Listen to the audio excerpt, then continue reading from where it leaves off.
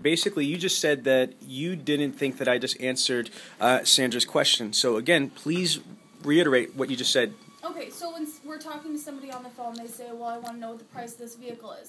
We say, okay, well, if we couldn't give you the best deal, we'd never expect you to buy a car from us. They say, okay, that's not what I asked. What's the price of the vehicle? Okay, first of all, let me jump in right there, because the answer to that I've said to you guys over and over and over again. So before I answer you, I'm going to ask, does anybody remember what the Dealer Synergy 3 steps to pricing rule is? Let's start with you. Well, do we just pass it to somebody? No. I'm not going to. I've told you and I've trained you over and over again about this. Before I answer, I'm going to answer you in like 30 seconds if nobody knows, but I want to just ask you, after all this time we're working together, does anybody here know what the Dealer Synergy protocol is when price happens? I don't know. You don't know? Does anybody else know?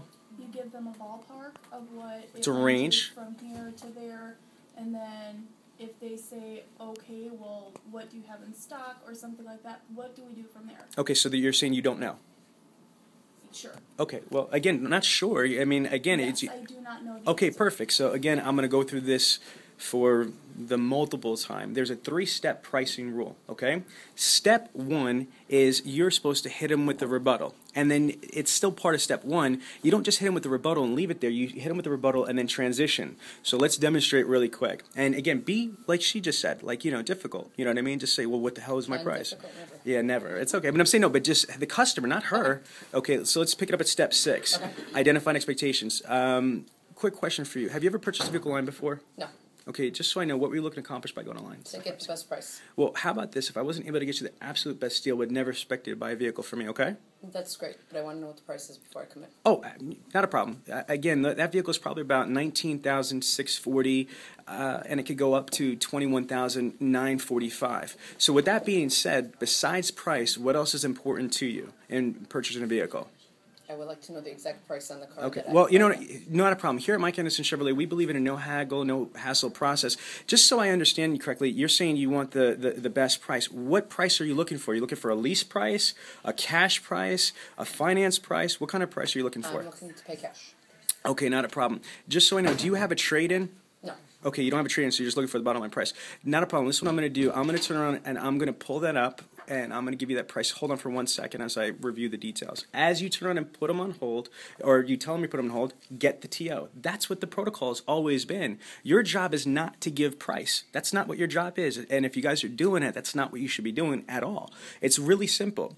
What you're supposed to do is proactively engage the prospect. If you turn around and ask them to please, tell me what is the most important thing to you, and if they say price, you should have 5, 6, 7 different responses, 7 different rebuttals for price. If you don't like the ones that we provided at Dealer Synergy, there's supposedly some ninjas that work here. Some sales managers, GMs, owners, you guys. There's a lot of people here other than Dealer Synergy that can help you create the strongest, most awesome, sickest responses when somebody says price. The reality is this: certain people will turn around and just eat the rebuttal and just let you go to the next step. And there's certain people that are going to turn around and push back and say, well, what's my price? The rules of engagement are simply hit them with the range and transition. And like I just did, if you heard me correctly, I didn't just say, well, how about this? If I wasn't able to get you the best deal, blah, blah, blah, blah, blah, and just let it stay. I did what's called an assumptive transition. An assumptive transition is assuming that when I hit them with that rebuttal, that I met their need, and I went forward and I said, so besides price, what else is important to you?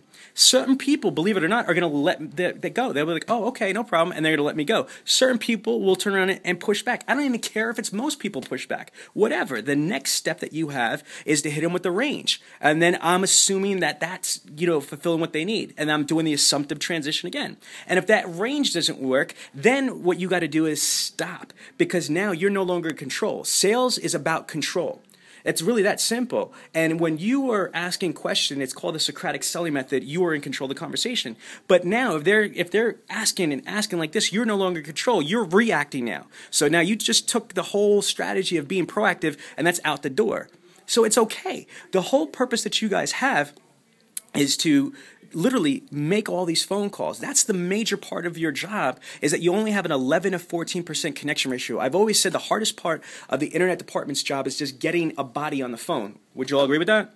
That's the hardest part of the job. That's what we need you for the most. Once you get them on the phone, then guess what? You're going to go through your process. And there's going to be a percentage of the people that are going to actually be like, okay, and go through. There's going to be a percentage that don't. The next step is to turn around and hit them with the range. Certain people are going to let you go. Some won't. Then you go to the next step, okay? And then it's basically you find out, it's called qualifying. What exactly are the variables? Some people might turn around and say, oh, you know what? That makes sense.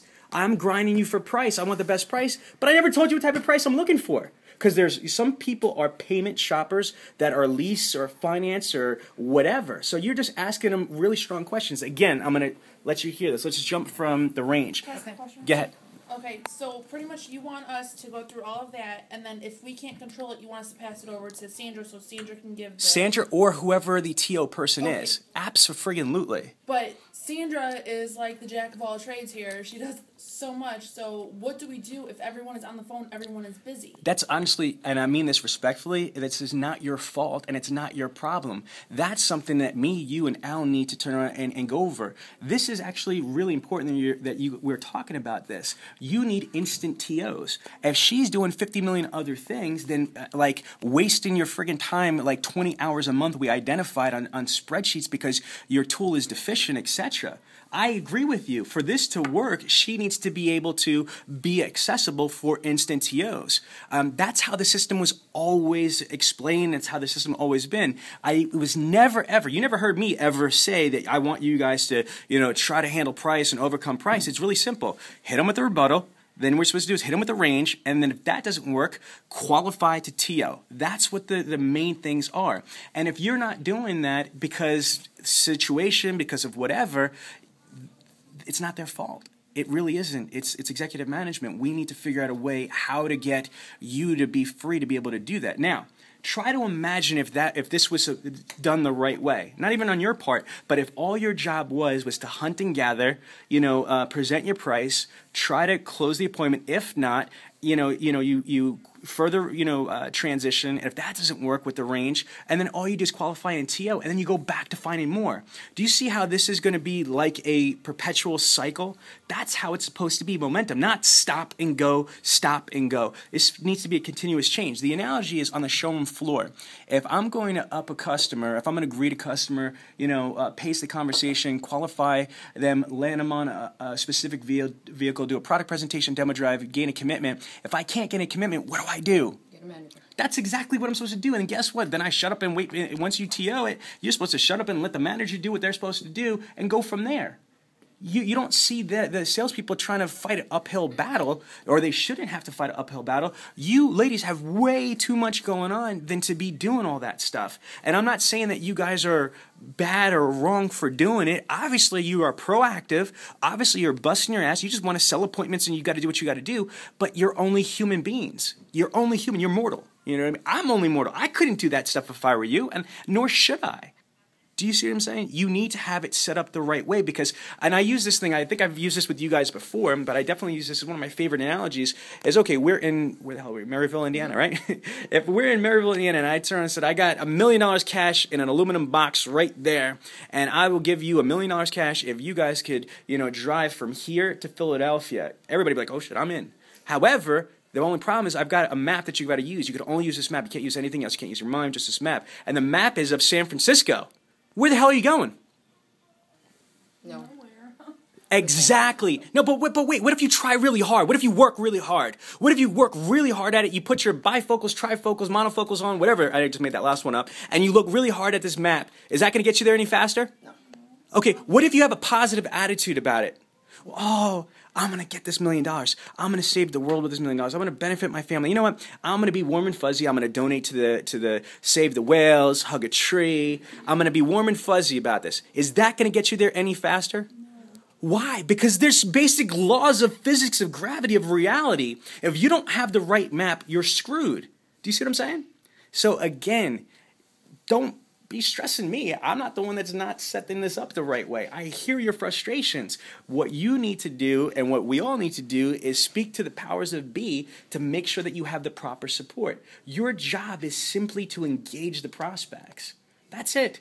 And try to go through it. And if we're doing this the right way, think about how powerful the TOs are. Because if you guys know the rules of engagement and you handle it the right way. If I'm a salesperson, I'm the internet director, or I'm a sales manager, I'm going to feel really comfortable when I get a TO. You know why? Because I'm going to know, guess what? Shit, if Sandra's a coordinator and she gave me a TO, then she obviously went through the system the right way. She qualified them. You hit them with the rebuttal. She hit him with the range, and none of that works. So now I know what I'm getting myself into. They're not going to feel like it's a broom, it's a sweep, it's a toss off because you don't want to deal with it. They're going to know, they have confidence that you've turned over a proper qualified TO.